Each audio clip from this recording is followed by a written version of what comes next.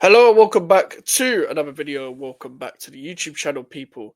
And yeah, first transfer vid of the window from a West Ham United perspective. Anyway, let's get into it. Make sure to leave a like on the video. Make sure to subscribe if you're new. We're trying to hit 1K as soon as possible. And that GVO mics if you want to follow me on Twitter, Instagram, and TikTok. Yeah, I did not expect this to come about. But West Ham have bid 57 million for John Duran. Obviously, it's been rejected. Obviously. Well, this bid doesn't make any sense, and let me break it down for you. We obviously the season's gone on, and obviously everyone's stocks go up every season. That's how the transfer window works. That's how it's always worked. You're always going to be worth more once you do better, once you continue to up your stocks, etc. But we considered 40 million to be too much. For anything above 40 million is too much. But this also, the club have exposed themselves. This football club has exposed themselves. Because this is a phantom bid. This is a we tried. This was the same as this reminds me of the 50 million for Calvin Phillips, Rafinha. Yeah, Calvin Phillips. We bidded 50 million for Calvin Phillips in 2022, 3 years ago. This reminds me of that era where we tried to get Darwin Núñez at the end of that window. Rafinha. There was someone else. I think Trossard as well. Like, these are good players apart from Phillips. It feels exactly like that. That's how you know that David Sullivan's back in the helm. Because as much as we bidded for Duran under Steiden, none of this makes any sense anymore.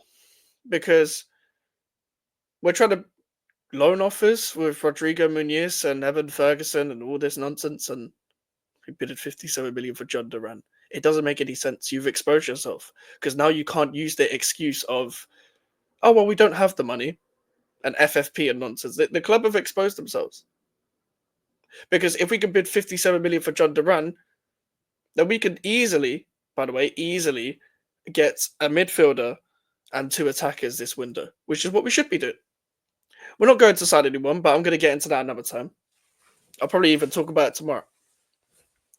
But this is kind of ridiculous. This is very ridiculous because obviously we needed a striker anyway. We need a striker.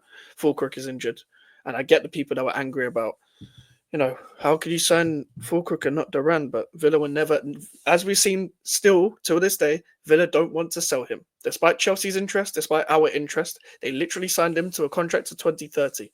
The bid also makes no sense because of that contract length. They were never going to sell him. As much as he was doing all of this, they never were going to sell him. Despite people thinking that him and Emery are falling out. Clearly they like each other somewhat. They played us in the summer, and they're still playing us now. In fact, they're not even playing us anymore. We're playing ourselves because they played us to get that contract. Fair enough. That's the game is the bloody game. I hate that phrase, but the game is the game. In this situation, we're playing ourselves by putting in a phantom bid. This is typical David Sullivan. I don't actually think 57 million is a bad bid, to be fair, but it's kind of pointless when they're never going to sell the striker anyway. And also a man who's signed a new contract literally like 2-3 months ago. I think I always knew that he wasn't going to be sold as soon as, well, he didn't move in the summer. We failed to get him, or I think PSG were interested. I can't remember who else was interested. But as I just said, people, it doesn't make any sense. Yes, we need a striker. But this gives you no excuse now, like, to not go for someone of a similar caliber.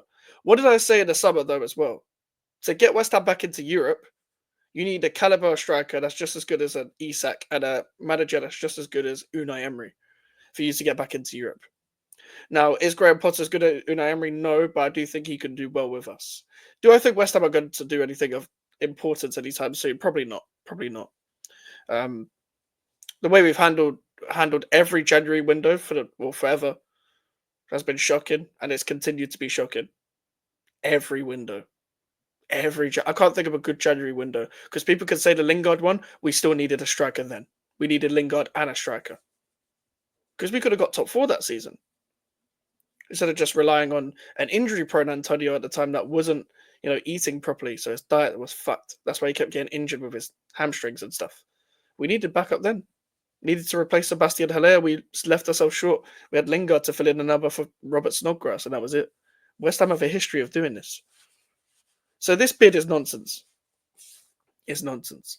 But I had to make this video. I had to make this video just because, well, the bid came instantly. I was at home. So why not? But listen, we're streaming with Alfie at 10 people straight after the Chelsea Wolves game. Straight after the Chelsea Wolves game. To talk all things Premier League. I'm sure some of you will want to talk about John Duran for that situation as well. But yeah, that's my thoughts currently at this moment in time. Let me know your thoughts in the comments below. Make sure to leave a like on the video. Make sure to subscribe if you are new. Follow me at GVM Mikes on Twitter, Instagram, and TikTok, and the GVM Mikes Clips accounts on Instagram and TikTok as well. And yeah, I'll see you guys later. Goodbye.